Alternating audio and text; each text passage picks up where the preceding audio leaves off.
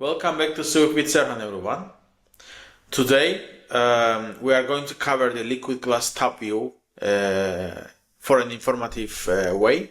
Basically, I'll show you what changed in Liquid Glass with the introduction of iOS 26 and Xcode 26. Basically, as you remember, I started taking some short videos and to make them informative for you. So we create a new project, okay, and we are gonna have we're gonna implement the TabView actually here in the content view. But I would like to create before that create a new empty file. It's gonna be first view, and the other one is going to be second view. As you know, we need multiple views for TabView. Okay, so it's going to be it's already ready actually. I'm not gonna spend time on creating these views because I want to focus on basically on the aim of this video is to focus on to TabView itself. Okay, so let's go to content view. It's very basic actually. You will see what we have in first view and the second view, and then add TabView here. Okay, and let's create an enum name with tabs, and it's gonna have the row value as an integer, case news, case messages. Okay, so it's gonna have row value as 0. We're gonna have state private var active tab. It's going to be tabs, and the first tab is news. Okay, so as I said, I will not create everything from scratch basically. So in order to make the video short, I want to go fast and copy the code. Okay, and let's make this news, and this one will be messages. Automatically, when we launch the application, the Liquid Glass design will be appearing. Let's select our iPhone 17 here. Okay, and then we're gonna run it. We'll succeed. Okay, so if we check our simulator, we can see the first tab is news, and the second tab is messages. When we click, we should be able to switch to second view. Something's wrong.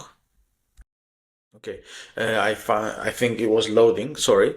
So when we click on messages, we can see message 1, message 2, message 3, and news 1, news 2, news 3. Nothing fancy about the UI, because we are using actually the list and some array of items. Okay, so as I said, this is not the aim of the video, but I just wanted to show you. So let's start with adding a tint. If you want to change the tint color of the TabView, we can apply tint.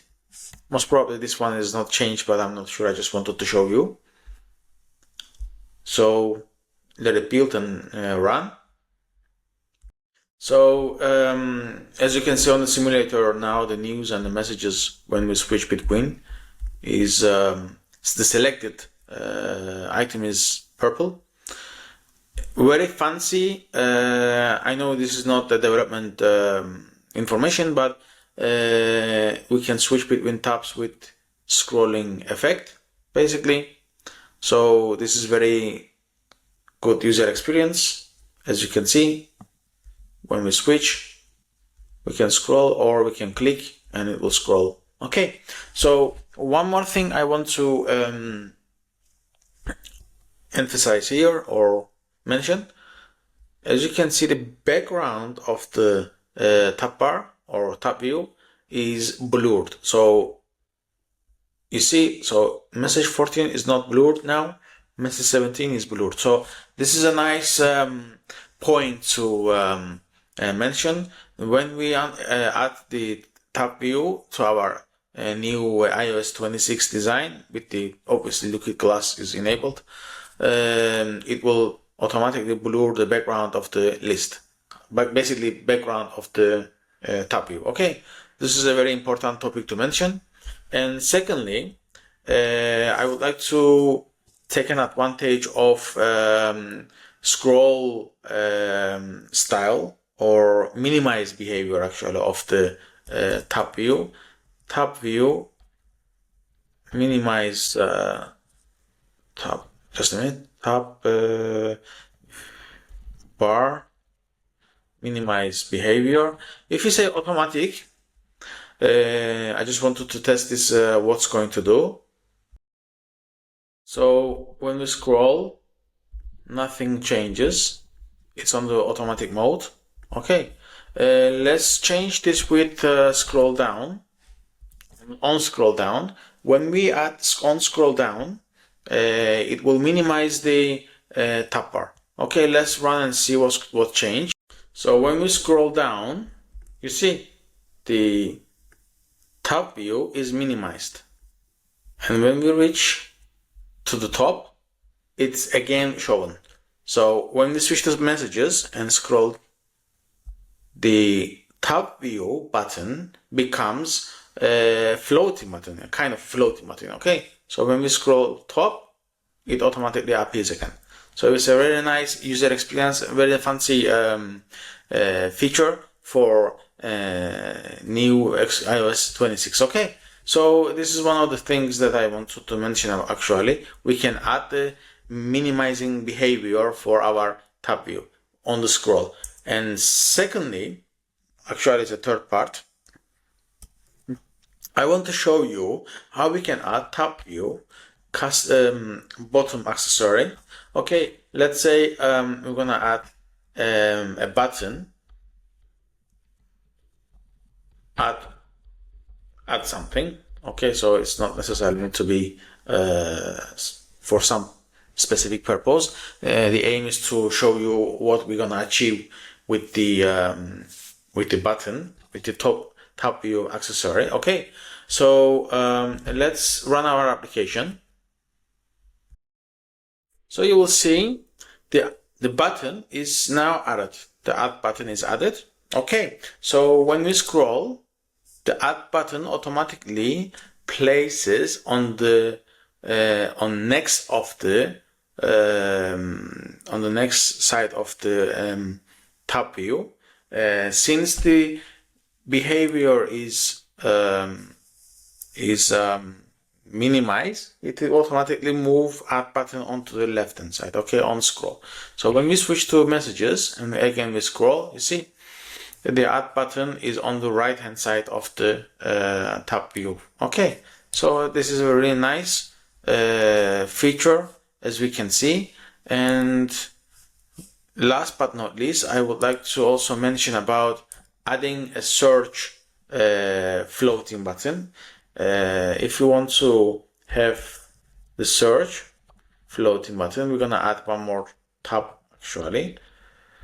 What we're gonna do is tab search system image is going to be magnifying glass. Okay, value, sorry, not hash value, value will be tabs dot search, and also the role. We need to indicate the role.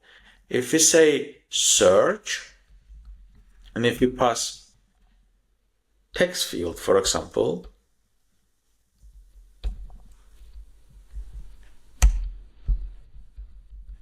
search, it will recognize this tab item on the tab view as a search floating button. Okay, so let's say we're gonna have the state var text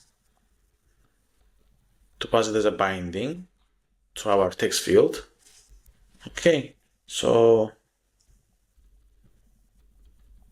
actually it's gonna be just a minute. Yeah, text.